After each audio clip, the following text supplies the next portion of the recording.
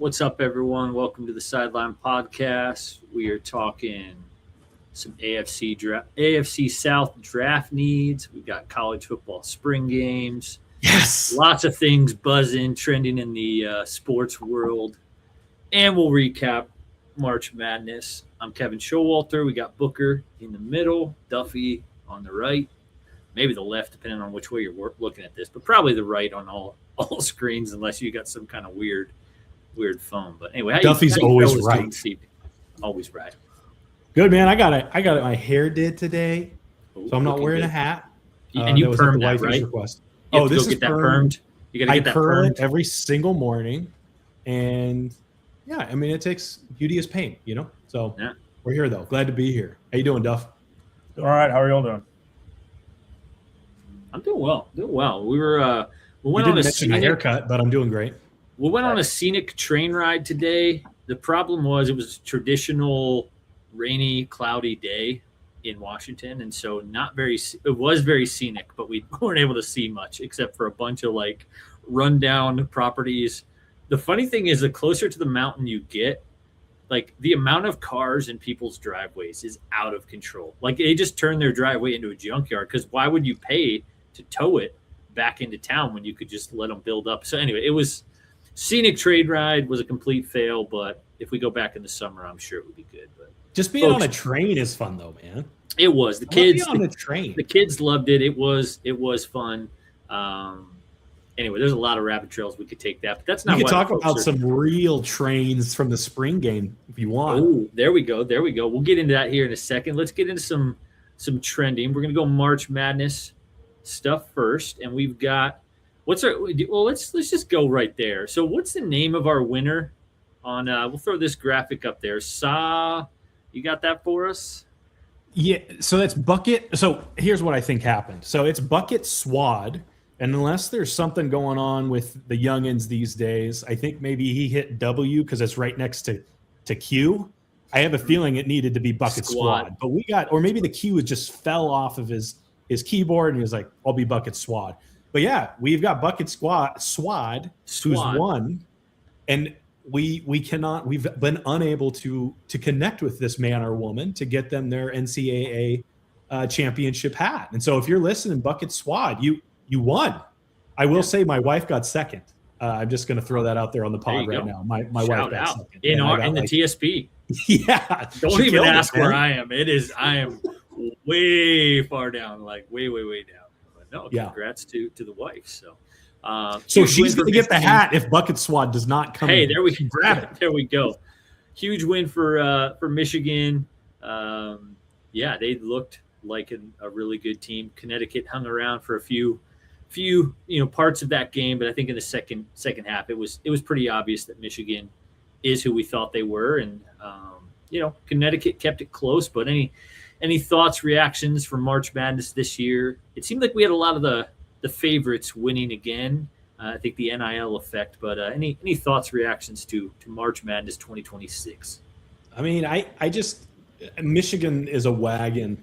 They're just an absolute wagon. And seeing Dave Portnoy just doing work all over X about Michigan, like, man, UConn could not bring it together. I really did think that UConn was going to come back there at one point, but Michigan just is so, even with Lindeborg out, I mean, they still, like, they just plug and play next man up, and they played so well defensively, swarming the ball, barely enough room to breathe for those UConn shooters out there. And so it was just, I think that everyone kind of saw that coming, the way that Michigan put away Arizona. But I mean, if we go back to that question, we talked about this on the pod last, and Duffy, I'd like to hear what your thoughts are, but we talked about this last week on the pod as the game was going. But Michigan, man, like, is this a one-off Michigan win? And like, they're just like, this is just a special team? Or is this Michigan, like, now with recruiting and Michigan is a place to go, they got some guys coming back? Are we going to be talking about Michigan the next 5 years in the Final Four? What do you think about that, Duff? Yeah, I think Michigan has always been like a powerhouse in basketball, and they've just kind of slowed down the last, 5 to 10 years. And by slow down, I mean like Sweet 16 and Elite 8 instead of Final Four national title. So, yeah, I think the amount of resources that they have in that program, along with now having like real recent success, I think they will stay towards the top. Whether or not this team comes back and makes another Final Four, I think the program as a whole is going to stay in a really good spot. Yeah. I also think it was interesting just talking about March Madness in general, not even just the national title game. I feel like this was the first time in a while we've seen a tournament really dominated by bigs, and I like that. Something different, you know. It's not like they've got the guard, like they've got the guy they're gonna steamroll everyone because he's gonna score 40 the whole way. But like even that national title game was like a defensive slugfest, and I thought it was super fun to watch. I think traditionally it has been dominated by guards. You know, the three-pointer, like these little schools that can hit, 15 three-pointers, like knocking people off. But, yeah, I think you're right. The bigs certainly took over. We've got Tyler. He's getting on the show here a little bit later, talk some NFL. But he's lighting it up on YouTube comments. So if you're over there, drop some comments with Tyler. Big Ten's a wagon, and we've got the crown jewel of college sports. So I'm sure we'll hear some sort of Big Ten nonsense. We are pretty much SEC homers across the board here. Me and Duffy, Arkansas fans, and Booker, Tennessee. We got to get vengeance. Well, I got to get the vengeance from that week that I was out and you guys just roasted me for 30 minutes straight. So. I will say Arkansas has finally picked up a meaningful win in something since you have hopped on the bandwagon. They just won a series against Alabama in baseball. So we're off to losing. And I knew that. I knew that happened too. I'm fully aware. Not at all. That's a great question, though, that Tyler comes with. I think that with Michigan winning March Madness and, Indiana, the way they, took over the college football this year, I think it's been a long, maybe slowly moving towards that way. And we've talked about it on the pod over all of college football season. SEC is just not what it once was. And I don't know. We're going to talk about some SEC spring games, and there's some hype and excitement to highlight there. But I don't know, man. Like the Big Ten might be the crown jewel of college sports, not just college football, not just college basketball. I think. I don't know. SEC has money, but I think the Big Ten might have more money, and so I think that's what we're seeing across all sports. So, all right, let's keep it moving here. One more time, bucket. Swad. And you can't just create an X handle called @BucketSwad and get a hat. You have to be able to show us some sort of screenshot. So maybe there's some data hackers out there that can create the account and the screenshot of the winning bracket. But if you know Bucket Squad, let them know. Reach us out on X at the TSP community, and we'll be in touch with them. So. And next year, the winner, whoever, like, in order to really participate in the bracket, we are going to ask that you put your X handle on there. So it will be the top. That's good. It'll be the top bracket that has an X handle as their name or included in their name, and that's who the winner will be. Because we don't want to have to track someone down to give them a free hat. You want a hat, but we want to reach right out to you. So that's next year. No ESPN 592873 type of stuff. So. Reach out. All right, let's get into the some Colorado Buffaloes talk here. No, they had a spring game today. That's not where we're going. No, I'm gonna shock you here, Booker, and maybe Duff. You haven't been around me as long, but I'm gonna give Travis Hunter a little bit of love here. The Jaguars came out this week. We're still doing some what's trending. They came out this week, and I think they're admitting their mistake in taking him at number 2. Not that you can't take a cornerback number 2 overall, but I think they took him number 2 overall with the hype of, hey, you're going to play both ways. This is a unicorn, a generational player. And they came out this week and said he's going to be a full-time cornerback, which in my estimation is 1,000% the right move for Travis Hunter. Like, he is a really, really great cornerback who can play wide receiver and has ball skills. The whole double dipping thing, I just think is nonsense. And you're going to run that guy, he could have a 12-year career as a corner. He's going to have a 6-year career at most if trying to do this double. So that's my thoughts. I think it's the Jags admitting that, hey, maybe we overpaid and maybe we can just get an all-pro elite corner if we let this man focus on one thing. Any thoughts on that? This is my 30 seconds to give Travis Hunter some love. We've roasted him. We were very much Team Genty for Heisman last year. But I think this is the right move for him, this news from the Jaguars this week. moving him to full-time corner. Any rebut to that, Booker, or that lines up with what you're thinking too? Absolutely lines up. I mean, it's a year too late. I guess it's only been a year, but it sounded to me like he was like, I'm not going to go to a team that will not allow me to play both ways. And so maybe Jacksonville pandered to that a little bit to get him. But I mean, if we're even having an argument about whether he belonged as the second overall pick or not, I mean, to me, that's like, yeah, Gene T should have been the Heisman. This is just, I mean, college ball, I guess, is just such a different level of skill and athlete than the NCAA, but absolutely the right move. Great job for figuring that out, I guess. What do you think, Duff? Yeah, I couldn't agree more. My understanding of it, though, of why I think he should only play DB is more on the prep work side and like the mental side of things. I think he's clearly a good enough athlete to play both ways, but when you're asking him to prep on both sides of the ball all week and then split reps in practice, I think that's where you run into issues. And I think he's obviously a better corner than he is a receiver. I think he's an average to maybe above average receiver, but he's a game-changing corner. So I think this is the right move for sure. Yeah. And then we'll just touch on this quickly. Again, we're what's trending. Let's get into some college football stuff here shortly. But we got Kenny Moore, Dexter Lawrence. They both came out. They're kind of demanding trades in different forms. And I'm still curious. I'm not too up to beat. We'll definitely have to ask Tyler on the Kenny Moore later in the show. But this could be hey, I want a new contract, so I'm going to demand a trade, a la Myles Garrett. Like, yeah, trade me. Okay, here's $40 million per year. Okay, just kidding. I'll be a Brown. Like, I think there's some of that probably with Dexter Lawrence. Like, the Giants are finally trending upward, and now you want out. So, in my estimation, that's kind of what Dexter Lawrence is looking for. We'll see you on Kenny Moore. Questions for you guys. So here's our updated cap spaces for teams. Again, we're going to get more into the NFL stuff in the second half of the show. But of these teams, who do we think should make a swing, trade some draft picks, trade a 19, 20-year-old for a proven All-Pro and a Dexter Lawrence or a Kenny Moore?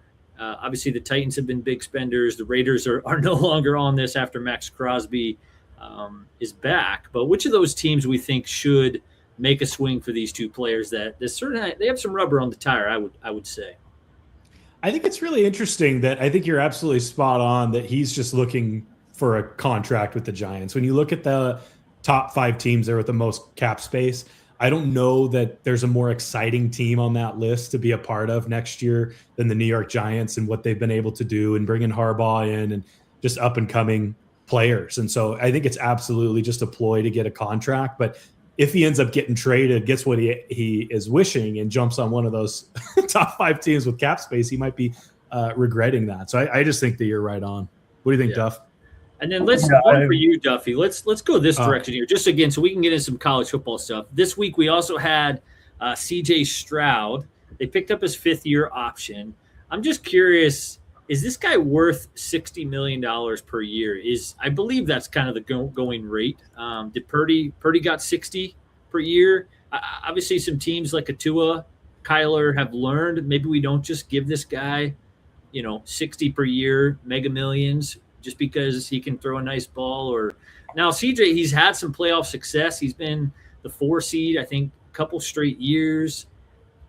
Just ups and downs. I mean, if you're the GM in Houston and spoiler, you are a Houston Texans fan, do you want the homer team paying this guy 60 plus, or is he not that dude and he's going to be the next, Kyler or Tua?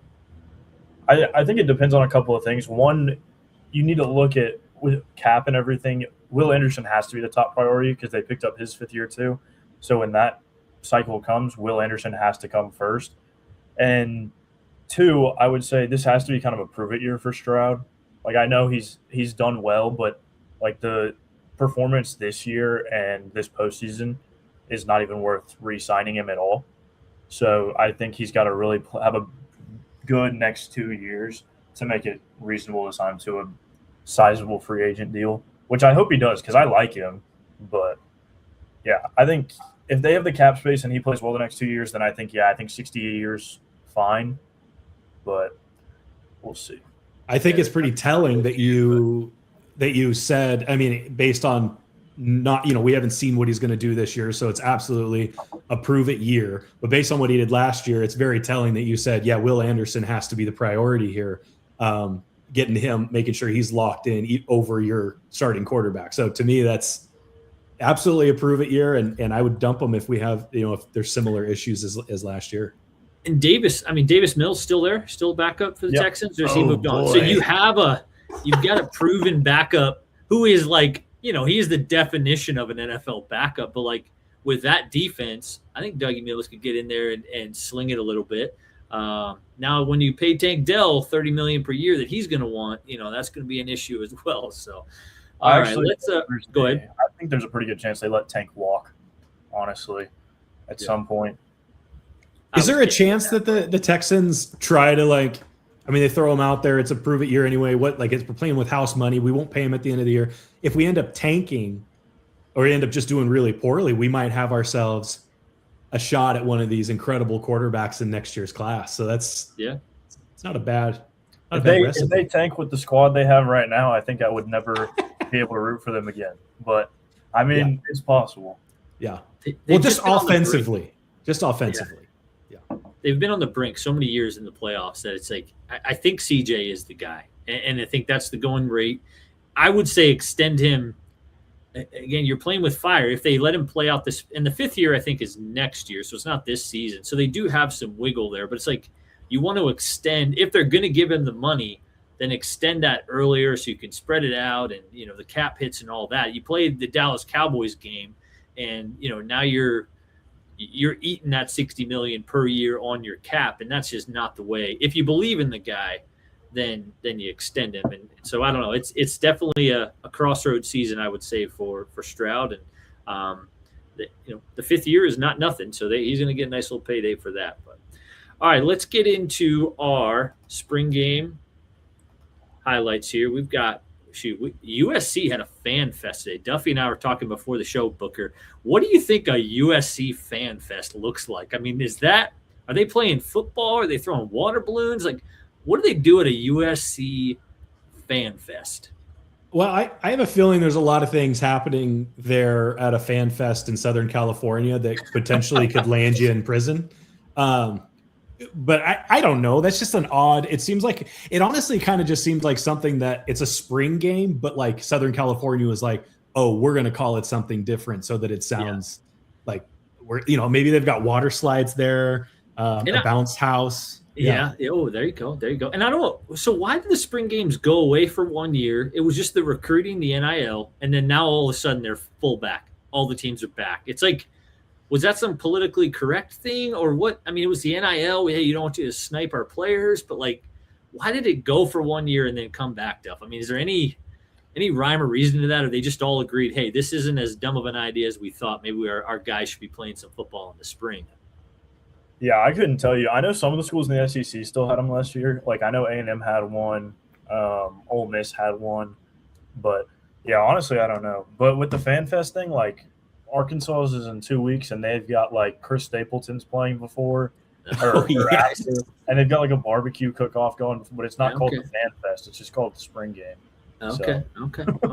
Well, we were. Kevin will be there. Kevin will be there. I might need to make a trip, but I was going to poke some fun at like a Colorado or a Gardner Webb. We've got a couple big dog spring games today, so let's jump into that. We've got. Let's go first here. We got Alabama had their spring game. I think they called it an A game, trying to bring their A game this year with Kalen DeBoer. Year 3 for him, I believe. The Bama fans are getting restless. Keelan Russell, Austin Mack, a little bit of a quarterback competition there. I mean, what's our expectations for – and we talked about this maybe a month ago or so, but it's just the impatience of Alabama fans going from Nick Saban to Kalen DeBoer, who's a good coach. One thing we had there on the graphic was a lot of freshmen. I was reading some of the Beat Writer articles today, and it's like a lot of freshman talent on this team. Like, he's clearly bringing in high-quality players. I'm just curious if the Bama faithful are going to be able to be patient enough to let those guys develop and get a winner over the next couple of years, or is it going to be, not so good if they don't meet the expectations this year? So, any thoughts on Bama hype leading into the season? Anything you saw today from their spring game? Man, I would not want to be Kalen DeBoer right now because he's got Austin Mack, who followed him all the way from Seattle at UW, comes to Alabama. He was limited today. He took a lot fewer reps than was expected. Apparently DeBoer said he was a little dinged up, but Keelan Russell absolutely stole the show and was clearly the standout. He went 21 for 33, 240 yards, 4 touchdowns, one interception plus 1 rushing touchdown. So multiple outlets described him as the most impressive player on the field. And so I would not want to be Kalen DeBoer right now because I think that if you want to win some games next year, unfortunately, I mean, maybe they do a rotation of some sort because they're 2 different players. Austin Mack is a tank, but I think you have to start Keelan Russell next year. I know this is a spring game. They're playing against each other. It's maybe not full effort, full contact, all the things, but I think you got to start Keelan. What do you think, Duff? Yeah, I think if you're Kalen DeBoer right now is not the time to stick your neck out for the guy that's been with you for 6 years, which sucks, but it's not. If Keelan looks a lot better and the whole fan base has seen him look better, then to keep your job, you're going to have to start him, which I do think he's the better player and I think will work out better. But, yeah, I mean, it's just no one could have filled those shoes, so he's a brave man for taking that job. Yeah. Yeah. And a first time, I mean, I think Matt got some experience last year as a starter, starter reps towards the end of the season. But it's the strength of this team is the running backs. I'm just if there's a weakness to Kalen DeBoer, he's going to get the wide receivers the ball. But in the SEC, you've got to be able to run the ball. You have a stable of high-quality running backs. I'm not going to try and list off their names right now. Go ahead and follow at TWare for that type of information. But they've got this stable running backs. The article I was reading is they can run the football, but I'm just is the coach going to be committed enough to, when we've seen these Indiana offenses, UW, where they want to sling it, Michael Penix dropping back and throwing it 50, 60 times a game. So I guess I'm curious if Alabama is going to be able to be patient enough to, hey, let's run the ball 30 or 40 times with our young quarterback. They can both run a little bit. They can scoot. They're dual threats. I think Bama could be good if they are willing to lean on the run. If it's a first-time quarterback, we're going to drop back 40 times a game plus in the SEC. I'm not sure that's the winning path for Alabama in 2026, but who knows? I think if DeBoer wants to keep his job, that's another thing he's going to have to do is figure out that running game. They were too one-dimensional last year, and they do have a stable there. So I took an article and I kind of summarized it, and for the spring game, it did not say anything in my summary about the run game. And so in the spring game, to not hear anything about the run game after last year's woes and a lot of the narrative about Alabama being that they can't run the ball like they have in years past, I'm very surprised that was not a bigger piece of the spring game today. It was about Keelan Russell slinging it all over the yard. So interesting. Yeah, absolutely. I'm trying to figure out how many games do they play next year. 12. Yeah, 12. Is it 12? So if you're watching along, drop us a comment in the chat of what do you think Alabama's record is next season out of 12 games. We talking 8-4, 9-3. We'll keep moving it along here. So let's stay in the SEC. We've got the Florida Gators, new coach. It's Jon Sumrall. I thought it was Sumrall. Maybe I'm just out here in Washington and missing the sun. But the offense was moving today. You see it here, 45-42. Yes, this is, is this first-team offense versus third-team defense? Probably. I don't know how much they mix up these teams, but it was impressive to me just seeing those type of numbers in spring. I feel like spring games are typically kind of messy, guys are just getting out there, throwing interceptions, figuring stuff out. I know it's a little bit scripted, but the defense also knows what you're scripting. And so I was impressed as I obviously didn't watch the game, but they've got a little bit of a quarterback battle here. I'll let you guys touch on that. But I was impressed to see 45-42. Clearly first-year coach is going to be able to bring some offensive juice to Gainesville, which I think is a good thing for Gator fans. So it's really interesting the way Florida did their spring game. Did you guys hear about this?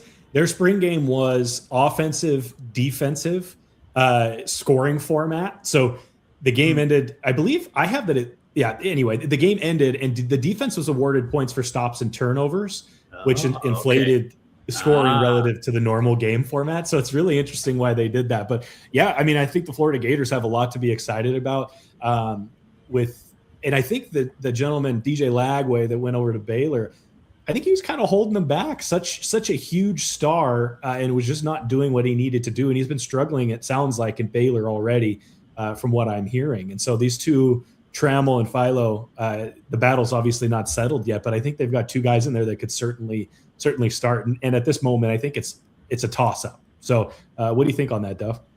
Yeah, I think going in, it's just my understanding was that Philo seemed to be ahead. But, I mean, from what I've seen, they've both been great. So it'll come down to how they go the rest of spring ball and then through the fall and summer. But more than anything with Florida, they're really getting thrown in the fire. They go at Auburn and then Ole Miss at home the first 2 weeks of SEC play, starting week 3. So they've got FAU and Campbell to get going under the new staff and then straight into the fire. So good luck to them. Yeah. You love to see it. I mean, combined 400 passing yards, 4 touchdowns. Clearly the talent is there. I think I've seen a lot of Florida stuff this week about, just all the recruits that they're bringing in. Let's throw this picture up here. We had a little bit of fun with this before the show, but it is Jon Sumrall. Maybe he's in the Dan Campbell level, Nick Sirianni level of psychopath for a first-time coach that's going to work. I mean, we've seen a clear formula that the crazier you are in your press conference, that you look and sound, that actually translates to the football field. So, Duffy, would you say Florida – now put our Arkansas bias again. And I'm not fully committed to Arkansas football. I'm definitely a basketball fan. It's probably a train you don't want to hop on. I don't know if that's Anyway, we'll put our Arkansas biases aside. Is Florida a dark horse to – I'm not saying they're going to win a national championship in year 1 with a new coach, but could they make some noise in the SEC? It looks like they're going to put up some points. Do you think they're a dark horse in the SEC, or it's probably going to take a little more time there for the Gator fans? Yeah, I wouldn't call them a dark horse, but I think of all the teams that have picked up new staffs, Arkansas, Auburn, Florida, I think that they have the most potential. I don't think any of those schools are in any form of contention to win the conference, but I think Florida will be the best of those 3. I agree. Do you think that Florida, I mean, when I look at different schools that had such a rough time last year, firing coaching staff, issues with the quarterback, people leaving, it seems like Florida, the transition into these new setups and structures has been really smooth. And to me, that it just sets them up for success. I think maybe there's already a cohesiveness in the locker room that doesn't exist at some of these other programs that are still trying to figure that out. And even Ole Miss, I feel like there's still just movement and things happening at Ole Miss with the NIL and all of that. They're not even sure exactly who's. I mean, I guess Simmons. No. Now I'm forgetting his name. The guy, the quarterback there, Chambliss. Oh yeah. I guess they figured that all out now. But I don't know. It's just a lot of focus on other things other than football. Do you think Florida could be a CFB team next year? I think so. I mean, they're in the SEC. I mean, we'll see what this quarterback battle. I honestly don't know either of those guys, but we've seen a Cam Newton in Auburn kind of come out of nowhere when you get a transfer quarter. So I think it's going to be, can they nail that decision, and can that guy play out of his mind? I don't want to say Heisman level, but one of these guys catches fire. Sure, in the SEC, the talent that they're going to have on that team, it's possible. I don't know if I'm going to, fully get up on that soapbox, but I think it's possible. I think they could do it. The focus, on these stats is obviously the offensive side of the ball, but I'm reading a lot about the defensive side, the front 7 for that Florida, the depth and physicality for Florida. The defense held their own. And you're looking at 2 different scores. One of them, it's the score represents what the defense was able to do. So 45-42, I think the defense looks really good too. So I would not be surprised. We can bookmark this. I would not be surprised if the Florida Gators are in the college football playoff next year. You heard it here first on TSP. Well, orange is our official color. Maybe that means Booker's a secret Gator. Yeah, you're Tennessee. Dude, I'm Tennessee, baby. Go ahead. I'm sorry to cut you off. I was just saying, I don't know how much Tulane y'all had watched over the last few years, but Sumrall really was more. He is more of a defensive-minded guy, so I think that philosophy will carry over to Florida for sure. Yeah. Well, we'll end it here unless you guys have any other college football storylines. And you guys are the bigger. I mean, I like college football, but you guys are diehards. We've got 20 weeks until college football is back, which is kind of terrible because that's like half the year. But I saw somebody post something on X this week of 20 weeks until college football. So that seems like not too crazy of a number. I mean, it's not 40 weeks, but does that get you excited? It's not as long as a pregnancy. Yeah. There's that. I mean, we're in April. We've got a couple months between August kicking off, so we're getting closer. We're getting closer to college football being back. So I know you guys are excited for that. Any other storylines you saw popping off this week around X or in the college sports world? No. College baseball's heating up. That's about in the college sports world. But we probably got to have a college baseball segment, like when we get into the college baseball World Series. We probably got. You probably just got to host that, bad Johnny. I like that. All right. Let's What you got to wear the eye paint though. Baseball? There you go. On. Yeah.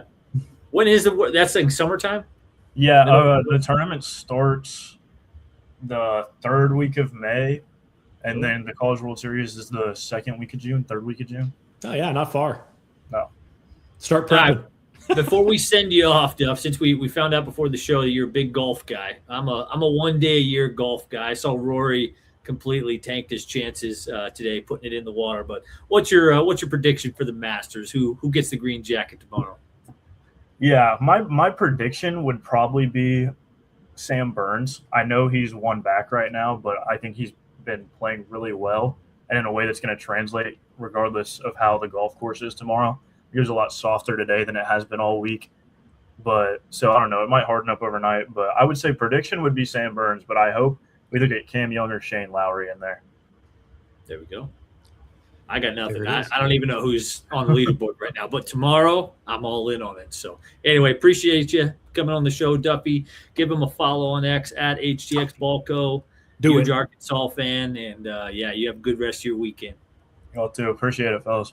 Good to see you, man. Well, there we go. There it is. Continuity camera has 20% left. That doesn't sound great. Lord. Let me just hijack this. Actually, you know what? This would be a great time to do. I think it's time. I'm ready. Then we throw it to you, and I'm off. Yeah, that's perfect. So we're going to throw it over. Hey, everyone. Thanks for being here. I appreciate it. Kevin appreciates it. Duffy, Tyler will be on soon.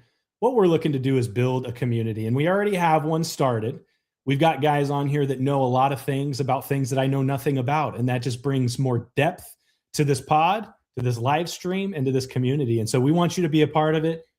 Here's my little TSP helmet. Got that for my birthday. But feel free to join the community. It helps out the pod. It helps out everyone that's a part of it. And we really want to grow this thing. It's been over 2 years now. And Kevin and I are consistently on here. Now we've got a team of guys who are passionate about this. So feel free to jump on YouTube, follow us at the TSP community, like and subscribe, all the things. We're putting out content weekly on Saturdays at the same time, but we also put out little shorts throughout the week. So you can keep that content going while you're supposed to be at work and you're really just in the bathroom. So thanks for joining us, and we'll move on to the NFL side of the show. Do you like that I said bathroom? I could have gone without that. Honestly, I was real distracted at instead of being at work, nobody get fired out there because you're watching TSP shorts. But we're not saying you shouldn't do that. But they're short though. How we doing? Fit them in. Yeah, they're quick. Exactly. They're quick. How we doing, Tyler? We're doing good. Cold shirt, man. We got the cold shirt on, so we can talk about the AFC South. We already talked about the Big Ten being the crown jewel in college sports.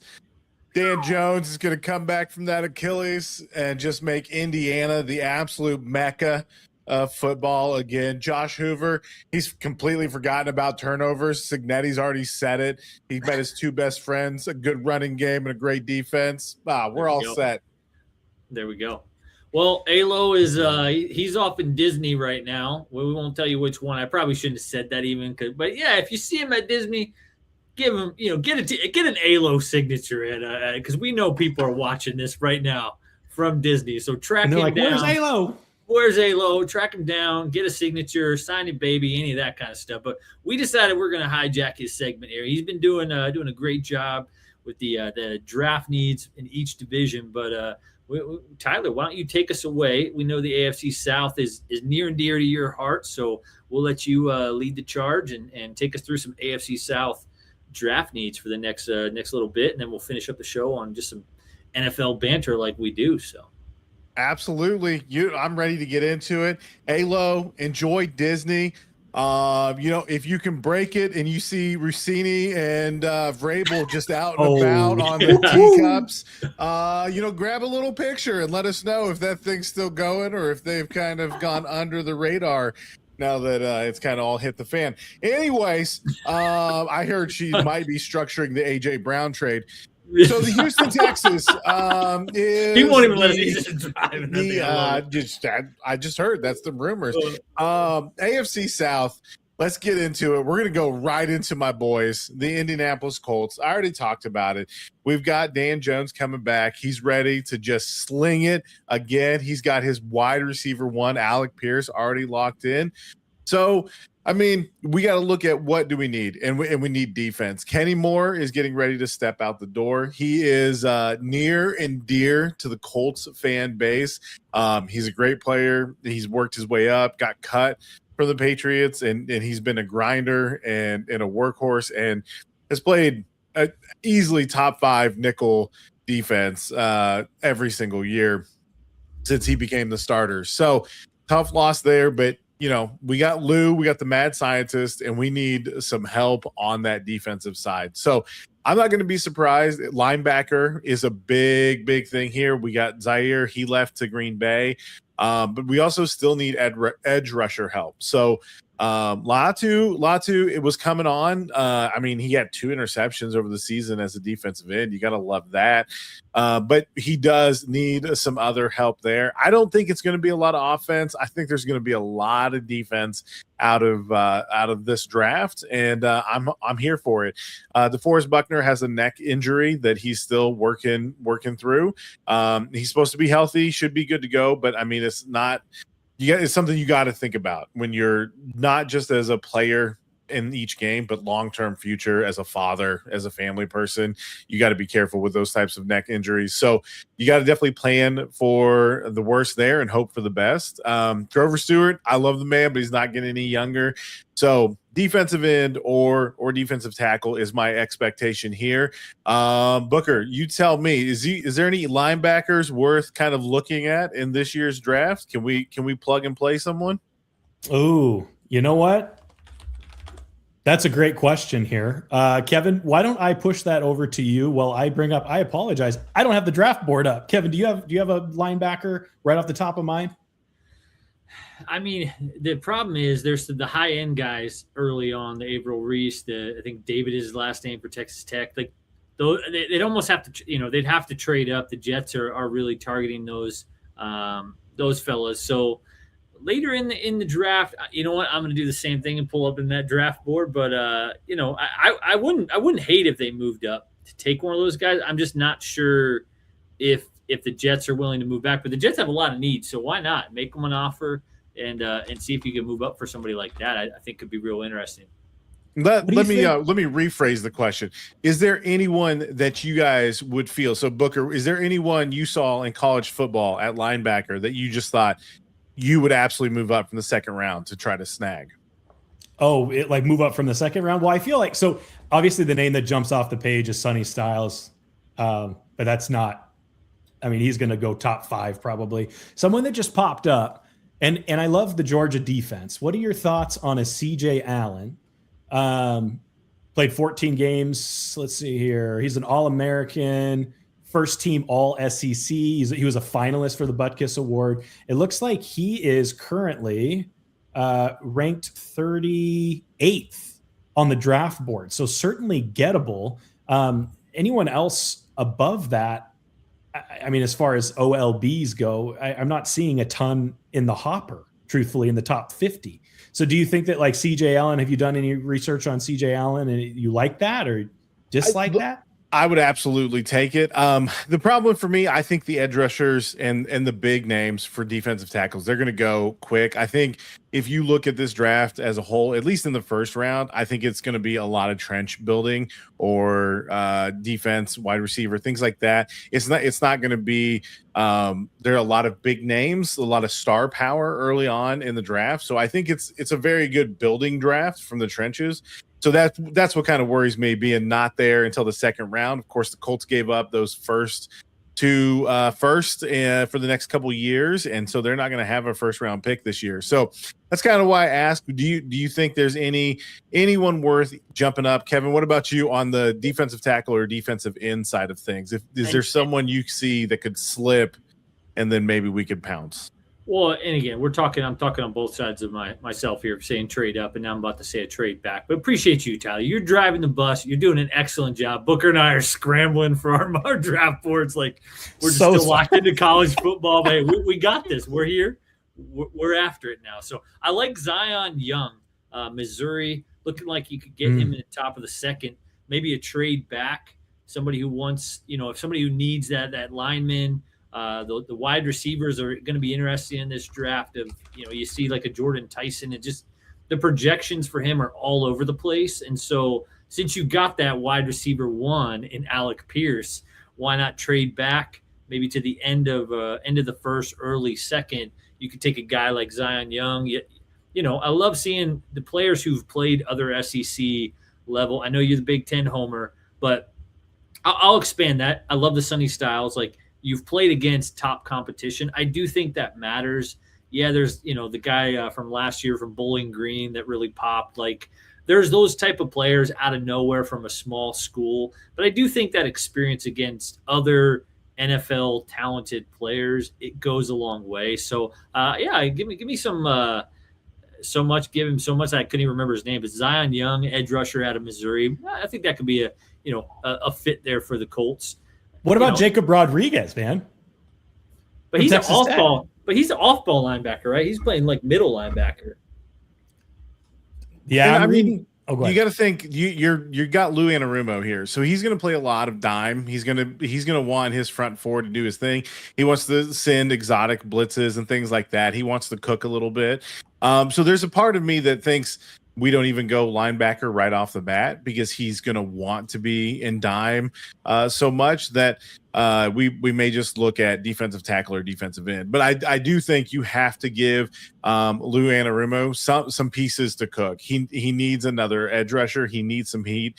Obviously, there was a lot of rumors and buzz around Trey Henderson making his way to the Colts. The Ravens then shipped Max Crosby directly back off of the plane over and took Trey Henderson off the board. So and I think there's slim pickings now at this point in the free agency. So it's definitely going to be interesting to see how it falls, how the board plays out. I don't think Chris Ballard ends up moving into the first round. He'll probably trade back and get some extra pieces and try to take as many swings as he can at the dartboard. But I love that pick. I think anything experience-wise that you can give to Lou Anarumo and playing in that SEC style football is going to be a good thing. I think he's going to be able to take anyone from that conference and mold them into what he wants. Another Colts are in a good spot here of like maybe just take the best player available at 16 or 15. What's your first round pick? No, we don't have it. We gave it up for Sauce. Okay, Sauce Gardner is our first round pick for the next 2 years. So this is an article off of ESPN. They're showing R. Mason Thomas, edge out of Oklahoma at pick 47. Again, another SEC talented player where do I know much about R. Mason Thomas? Not a thing. But I trust the talent. I trust the program coming from a defensive-minded head coach there in Oklahoma. I think that's the type of player that fits the bill in my estimation. Sorry, Book, I cut you off. Oh, you're good. I'm actually looking at an article as well. And in round 2, pick number 47, they did say, Indianapolis Colts should consider Jacob Rodriguez. I mean, he finished 5th in the Heisman race as a linebacker. But another name on here, Indame Tucker, defensive end out of Western Michigan. He's on the smaller side, but he's got some real speed and quickness that can make up for his lack of size. And it's saying here that 4th rounders become big time for the Colts, with center Tanner Bortolini being a great reference. So that might be some magic there as well from a smaller school, Central Michigan. So absolutely. All right, Western Michigan. Let's get on to the rest of this paltry AFC South. What do we got up next here? So now we have the Jags. Obviously, you guys touched on it earlier. Travis Hunter is going to move full time that defensive side. They're going to be a cornerback. He's going to be running cornerback here the rest of the way. I think they still need help. I thought the offense looked a lot better. I think what they were, we gave them a lot of talk over here, from me especially, on the Duval come out when the first time he does it. But Cohen got him cooking. That offense was looking good. There's some running back depth, though, that I think they need to address now that they've made some free agent moves. But I think if you continue to give that defensive side of the ball, defensive tackle, edge, again, I think this is a trenches draft. I think that's what you're gonna look at. It was minimal, like their interior pressure was minimal beyond Eric Armstead. So Josh Hines Allen and Trayvon Walker carried the load, but they need some extra help in the middle there. So Booker, what do you got? What were you feeling about the Jags now that they've moved Travis to the other side of the ball? So I'm thinking maybe, and I agree, I think they need to focus on the interior of that defensive line. I'm thinking I'm going to choose Grayson Halton out of Oklahoma. He has played fewer than 1,000 snaps, but he had a steady pass rush production with the opportunities that he had there at Oklahoma. And again, I think back to what Kevin said about Oklahoma and their head coach obviously being, the man is a defensive mastermind. And so I'd be pretty happy taking anyone in that front seven coming out of Oklahoma, and it would address some interior needs there for the Jacksonville Jaguars. Absolutely. And then, big loss there from the running back position, Travis Etienne heading over to New Orleans in free agency. So, Kevin, I was going to ask, you got any running backs there late in the draft that you think can make a difference there for the Jags? Well, because I'm an Arkansas fan. Mike Washington. I love Mike Washington, man. I love Mike Washington. There's been a lot of buzz on Mike Washington lately. Let me pull some of the other names here coming to mind. Who was the guy at Ohio State who'd played a lot of ball, transfer from West Virginia? Big guy. He's like CJ Donaldson. That's it. CJ Donaldson. Yep. Yeah. I like him, not as like a David Montgomery type. You got Kaytron Allen from Penn State, also one that I think he's played a lot of football, but he played a lot in a split backfield. But he looked explosive last year, and I think not a little bit different of a player than Trevion Henderson for the Patriots, but honestly very similar, very big, and can more explosive than Donaldson. And so I like the Mike Washington, maybe late, or give me. I don't know where Kaytron Allen's going to fall, but if you could get Kaytron Allen late in the year, 5'11", 217 pounds, back-to-back 1,000-yard seasons. This is a violent runner with a knack for finishing. Like, give me that as a running back. So give me Kaytron Allen. I think is the violent runner that I'd be looking for. They have who's the Jags?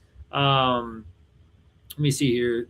So they got Tutton. But Tutton, he's kind of he's a little guy. He's a 5, kind of sound like John Green. He's a little guy there, like a 5'9". He's 5'9", 209. So he's got that like Ginty type of size. He's got some speed too, man. He's got the speed and the low center of gravity type of thing going on there. Saying he's short, but I like the thunder and lightning that you could get with Donaldson or Kaytron Allen with a Tutton. Give him the rock some more. I think that could be a good fit there for the Jags. I love Kaytron Allen, man. The way he took over that backfield for Penn State, I think that's a beautiful fit. It's just such a weak running back class, unfortunately, compared to some of these other positions. But he should be there if they want him in that thunder and lightning with boot, scoot, and tootin'.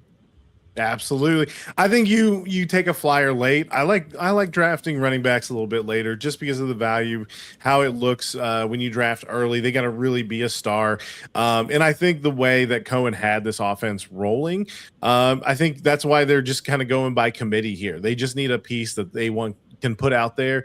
Let Lawrence do his work and go about it. Now, here's my little curveball for this one, fellas. For the Jags, Lawrence has had some concussions at this point. He's had a little bit of up and down. I like where this is going.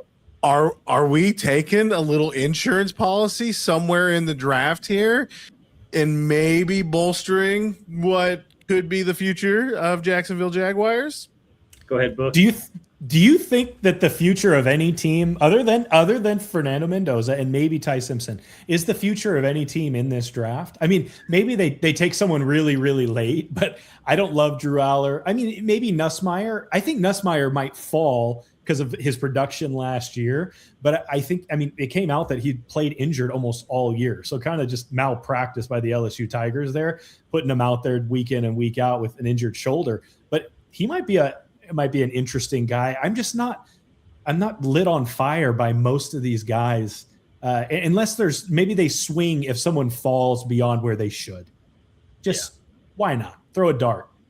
Yeah, I mean, give me some Diego Pavia on the Jags. I'm looking here, Sawyer Robinson. He can sling the pill out of Baylor. Get out of here, bro. Like I don't think I want to be touching any Cade Klubnik or Drew Aller. Like. I don't know. Drew Aller is very wide range of outcomes. Like he could be a Josh Allen light, or he could just flame out and not do much in the NFL. So it's just interesting. I've never trusted the between the ears on Aller. Like he can do all the cool throws. He can put in a bucket anywhere on the field. It's just in the big moments, can you trust him? And in the NFL, those moments are even more intense. And so this is one name for you here, though. I thought it was interesting. Luke Altmaier out of Illinois.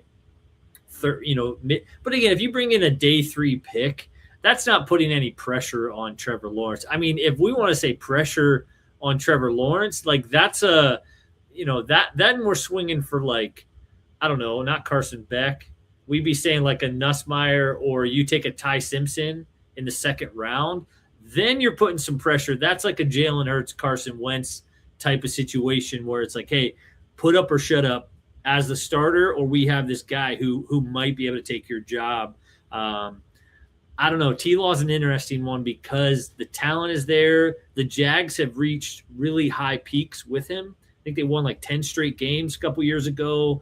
Last year they had a great season, but then sometimes he just doesn't show up as consistent. But I think last year – with the coach, I think they're in the right direction. They got the coach quarterback thing figured out. We'll see. What about Carson Beck? Carson Beck has just plummeted. What's going on with Carson Beck? They still have, so I'm looking at the official draft board here. They got Carson Beck ahead of guys like Cade Klubnik, Sawyer Robinson, Jalen Daniels, Luke Altmaier, Diego Pavia. So, there's obviously still going to be some desire to, some draft equity there. Like, what are your thoughts on that, man? Carson Beck. I want to watch I think he did the Gruden's QB camp with he was one of Gruden's recent QBs, which they fired that back up. And the tweet or the quote I saw was that he was, you don't think like Carson Beck, Green Lambeau, all the glitz and glamour, and then John Gruden, like how's that going to mix? But he was raving about Carson Beck's like the mental opposite of Drew Aller in a sense of like the mental, like how quickly he can remember things, recall, know where to go with the ball. Like, but again, Beck's going to give you 1 or 2 interceptions in a big moment. So I don't know. I don't. He could catch fire in the NFL, but I don't think his ceiling is very high in the NFL. Is my thought. Yeah, I'm with all of that. I just thought it would be an interesting add-in if they do. Someone drops a little bit late. Drew Aller, something along those lines where if Lawrence goes down, Carson Beck may even fit that narrative of if Lawrence was to go down or miss at least a couple games. I think he's missed 1 or 2 games every season due to due to different things. So if he goes down, is there someone experienced in this, especially in this age of the draft class where you've had those COVID years? We're kind of getting these last few remnants of guys who were able to stay a little bit longer, like a Carson Beck. Does that mean you can kind of pull them in and have them be a quality backup a little bit quicker than say, it used to be able to, with the way you would maybe have to develop some of the other names? So I just thought it'd be interesting to throw that little curveball there. So up next, though, we'll keep it moving to the rest of the AFC South, and then they're just going to get better after we talk about the Jags, because we got to go to the Houston Texans. You guys touched on this one already a little bit. This is another lovely little curveball nominee right here. But if it goes as Duffy says and Tank Dell walks, because I think that's an absolute possibility as well, I think wide receiver may be a priority here. At least it's very uncertain as we look over the next couple of weeks going into the draft. But then Duffy already called it out. He knew where I was going to go next. Interior offensive line is a must. If we're deciding on CJ Stroud, if you're going to have to write that contract next year, as you said, picked up the 5th-year option, but haven't extended. Like they haven't committed to it the way that you would think they would if they were 100%, because like you said, you can play the numbers and you can do some things when you have decided that that's the guy. But you have to at least also give it a fair shot, especially in the era of the NFL we're currently in, with the Baker Mayfields, with the Sam Darnolds, with the Daniel Jones, where they have these second comings when they go to another place. So I think you have to give it absolutely everything you have to decide if CJ Stroud's the guy. So I think interior offensive line absolutely is the number one priority there. Now, beyond that, defensive tackle, cornerback, those types of things. But win now mode, they've already been taking care of things in free agency, re-signing Ed Ingram, adding Wyatt Teller. Offensive tackle, Braden Smith, who was our right tackle. He is a solid, underrated right tackle. Wish him all the best down there in Houston, except when he's against the Indianapolis Colts. But on paper, it seems like they're solid, but you're going to need some depth. They have absolutely been snake bitten along that offensive line. So you would definitely expect to see them going to the offensive line early and often in those first 2 to 3 rounds there. So if you're trying to protect CJ Stroud and you want to add a piece there in the first or second round, Kevin, where are you going along the offensive line there and with what's available? I like this one. So I pulled up, this is sportsillustrated.com, 7-round mock for the Texans. I thought this was, as you were talking, I was pulling this up, and 3 of the first 4 picks on there are all in the trenches, offensive or defensive lines. They have Caden Proctor going round 1, 28. I think that's I like the fit, I guess. He's a wide range of outcomes. He's like a Jordan Tyson, in this draft of, hey, this is a generational type of tackle, the size and the ability. Some people say, hey, he's a little stiff. Is he going to be able to move as fast as these edge rushers are moving these days? But they don't make many people that large that can play tackle. I even like the idea of just go the jumbo guard and put him in at guard, and you get a Mekhi Becton, Landon Dickerson. That's worked out really well for my Eagles when you have road grader guards. And a lot of times people talk about protecting the edges on the pockets, but you hear so many people say when the pocket is collapsing right up the gut, quarterbacks have no chance. I mean, their eyes are dropping like the Aaron Donald types. When they are in your face immediately, that is a quarterback's worst nightmare. The edge rusher will end your career, will come out of nowhere, but want to ruin a game, ruin it right up the middle. So I like a Proctor as a possible tackle, or move him into guard and get the jumbo guard package. There would be my thought. So I like that pick at 28. Take a high risk, high reward type of player like Proctor. I love the guard. I love the guard pick. I read something recently that really the guard is such a key piece of your offense. There's just a lot of movement that happens in there, and you got to be pretty smart to play guard well, and you need to be really gritty. And so I know you didn't ask me, but I've got to throw this name out there, these 2 names out here, because I I think they're gritty as they come. So Jennings dunker. I don't know if you saw the most incredible red mullet of your entire life, but that Houston offense needs some gritty guys in there that are willing to like put it all on the line to protect Stroud. And then another name, and he's out of Iowa, 6'5", 319. Another guy, Keelan Rutledge out of Georgia Tech. These are going to be second and third round guys, but I think they're absolute steals for what you'd be getting in the second and third round for the Texans. Brent Key out of Georgia Tech said that Rutledge was the toughest player he had ever met. And I think coming from a guy who eats nails for breakfast, when he says that, you should believe it. And so those are the kind of character guys, the guys are willing to like put in the work that I think that the Houston Texans desperately need in the trenches there. All right, so let me shoot one quick one at you guys then. Give me your thoughts one at a time, and then we'll get into the absolute creme de la creme of the AFC South, the Titans. What if the Texans pull it off? They get their interior line, it solidifies, and it looks good. They bring in another wide receiver piece. Booker, does CJ Stroud prove it? Does he prove them wrong of just simply picking up the 5th round option and gets the long-term contract? Or do the cracks continue to show and maybe he's not who we thought he was? I could go either way on this. I would like to believe, so based on what you just said, they get the interior offensive line squared away and give this man some time to think. I think he's a beyond good quarterback. He's just has been running for his life the past couple of years. I'm going to say yes.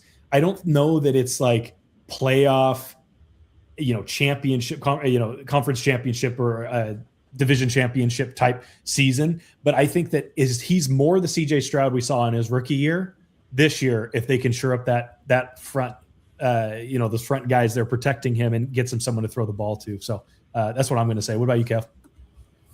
I like, and this is outside of the trenches, but one final note here that I was seeing here. Michael Trigg as an option for the Texans, tight end out of Baylor, 6'4" specimen. I love that pairing with Dalton Schultz. You get a little thunder lightning at the tight end position. So many teams are running 12 personnel. It's going to help. That will help you in blocking. If you need the help on the trenches, run more 12 personnel, keep those tight ends in, and it gives you the threat down the seams with a guy like that can absolutely move. I like that Michael Trigg in a late round would be another one to watch out for the Texans. All right, I like it. All right, but real quick before we go to the Titans, Kevin, though, you didn't answer. If he gets the pieces that he needs, does C.J. Stroud get that contract, or does he walk off a lesser version of Jalen Hurts of where when it's good, but when it's bad, it's bad? I'm loving all of it. Super Bowl champion Jalen Hurts. I think he gets the contract. His playoff success, like Jalen Hurts, dictates that he gets the contract. Danny Dimes, not so much on the playoff success. He got $40 million. He got 2 years. He got paid. He got the $100 million contract. Like if you get the incentives. So there are strays flying everywhere on the show. Strays. Tyler, just you know what? I'm going to throw Jalen Hurts back into this show. We didn't get Kevin worked up. Can't wait. Let's get to the Titans here. All right, Titans. Oh man, when you look at a roster that is just rock solid, you don't take a look at the Tennessee Titans. I could just put them up here as roster needs in general. I think you got something with Cam Ward. At least you don't have to pick the QB again. But everywhere else, I think you need pieces. I would expect that they're going to probably go defense early, looking for an edge rusher. You need someone to affect that other side of the ball consistently so that Cam Ward can get as many reps in as possible and try to keep the offense on track. Beyond that, of course, he's going to have somebody that can catch the ball. Cam Ward threw so many good balls and just watched them go through receivers' hands and drop them or hit them in the chest and hit the ground directly after. Get that man some help. Don't let him just rot like that. And then, of course, anytime you got a young quarterback, I'm always going to root for the offensive line.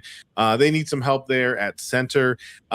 They've tried to add some weapons. Wandale Robinson went over there on a big deal. You got KJ Osborne, defensive pieces they've already started to build, but I think you're just in full rebuild mode. I think you have something there in Cam Ward, but I think you're just trying to get everything around him going. If you're in a stinker position like this, Booker, where are you spending your draft capital early on? How do you build this thing back up around Cam Ward? Well, I'm going to go to the other side of the ball. I think they just need some defensive help. If David Bailey out of Texas Tech, edge from Texas Tech, is there, I think they absolutely are. They can't push the button fast enough. And then maybe in round 2, because there's some wide receivers in there that I think you could get in round 2 and be completely happy with. Maybe a Denzel Boston out of there. But I think Bailey is a generational type talent. And so I think they push the button hard on him fast if he's available in the first round there. Absolutely. I think it always helps to give the defense pieces and try to, especially with a young quarterback, try to play those ugly games. Make it ugly, make it low scoring, and just try to be the last one with the ball, and don't even put enough pressure on him to get a TD, just trying to win it with a field goal. Kevin, what about you? If you're rebuilding from the ground up with your quarterback position seemingly secure, where do you go? How high are we on Jeremiah Love? Because I'm seeing a mock here with him going at 4. I don't know how high I am on Jeremiah Love, but I don't hate that move, taking a high-end running back. We've seen this with the Cowboys, 10 years ago with Dak and Zeke. Having that talented running back, they were winning 13 games year 1 with Zeke feeding him the ball. So, I think Bijan, we think Gibbs. So I don't hate – again, it's kind of like the defense and the running back complement each other. I almost think you don't want to build this, spread it out, shoot them, run and shoot, Mike Gundy type of offense. I think a young quarterback who's going to thrive in a play action, Mike Dayball, defensive coach. I think you bring in the running back. If it's not Jeremiah Love, I don't hate Bailey here at 4. I think that's a great option. If they really like Jeremiah Love, I've heard the Christian McCaffrey comparisons. I don't know if he's that level of a player, but if you think he's if he's Gibbs or McCaffrey light, then I love the pick of taking him and saying, hey, we're going to help our quarterback out by making him throw the ball less. I think that would be a slam dunk fit. But and if I'm the Titans, and I think that was your question of if I'm the GM, I'm rebuilding this team, it just do your best to take the best player available and continue to accrue talented players is what the Titans need to do. They're not going to win next year, but just keep stacking good players that fit with what the coaches want to do, and you will get there since you have the quarterback, presumably. But yeah, I think the way for quarterbacks to play better is to make them throw the ball less. The more they drop back, edge rushers coming to get them. It's not, especially for a young quarterback. You want the ball, you want to turn around, hand that sucker off, run it 40 times a game. That's a great way to win with a young quarterback.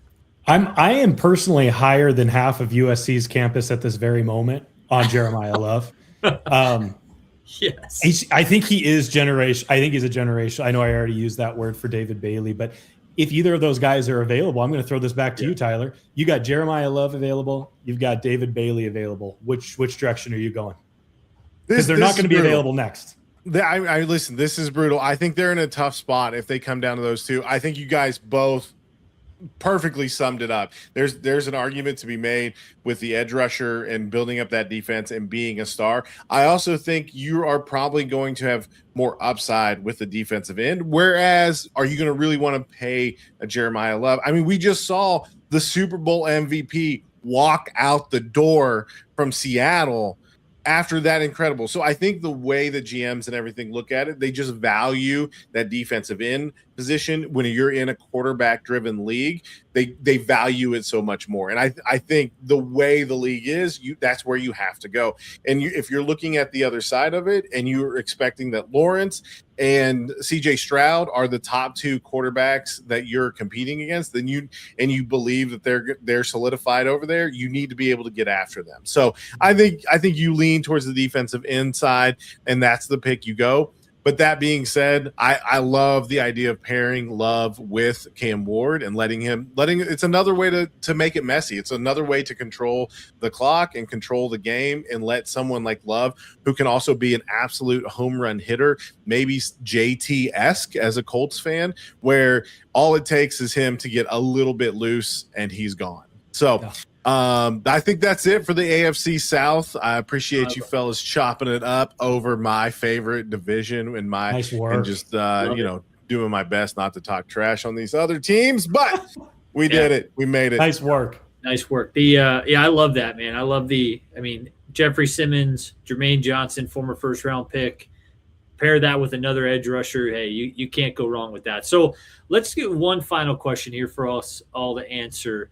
I was going to go 1 through 7, but the 7th team is probably going to be all of our picks with the Commanders as most likely to, go from worst to first and make the playoffs next year. So of these teams, Raiders, Jets, Cardinals, Titans, Giants, Browns, it's pretty bleak for all of those teams, which is why we didn't put the Commanders in there. Which of those 6 teams do you think could nail this draft and make the playoffs this year? We saw it with the Patriots. We saw it with who's the other team that turned it around so quickly this past year? It's spacing my name or my mind right now. The Broncos. So they went 3. Yeah, I think they were they. Anyway, a quick turnaround like the Patriots did this year. Who do we think can do this? Obviously, you don't just get the NBA can't figure out their drafting system. The NFL's got this figured out. If you stink, you're going to get the first pick in every round. So it should help these teams, compounding who can make that jump into the playoffs. Tyler, why don't you go first? I'm going to give you a completely unbiased, unbelievably true breakdown of this. The Raiders, they're going to draft Mendoza.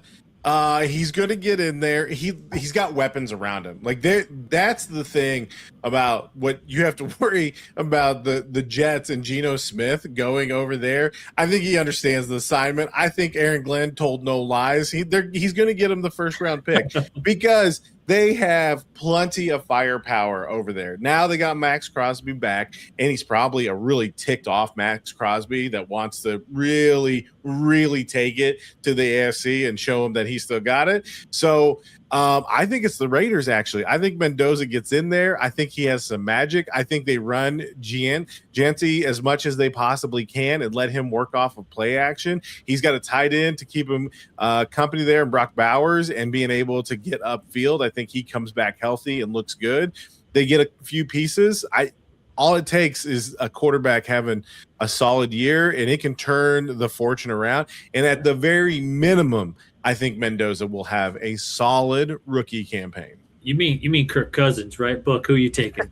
Rapid fire. We got to wrap this up. I know we got to go. I'm going to go Raiders too. And I'm sorry. I think when you think about these big pieces that teams have, they have the running back, they've got the tight end, they've got the edge rusher. There's just like some pieces that they can fill in here in the draft. If Mendoza can be smart and manage the game, he's got the people around him. And Mendoza is smart. The man only has a LinkedIn. Like he's not even, he's on Instagram. He's going to stay out of the casinos. He's not going to be messing around there in Vegas. He's got Tom Brady a part of that locker room in some form or fashion.